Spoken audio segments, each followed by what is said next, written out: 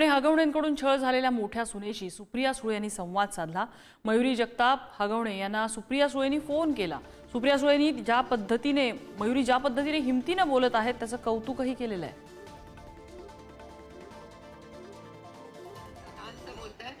आई-वडिलांना पण माझा नमस्कार सांगा। आई-वडिलांनी खूप चांगल्या पद्धतीने तुम्हाला वाढवलंय, मला सार्थ अभिमान आहे। Thank you so much. शांत बोलताय, तुमच्या आई-वडिलांना पण माझा नमस्कार सांगा।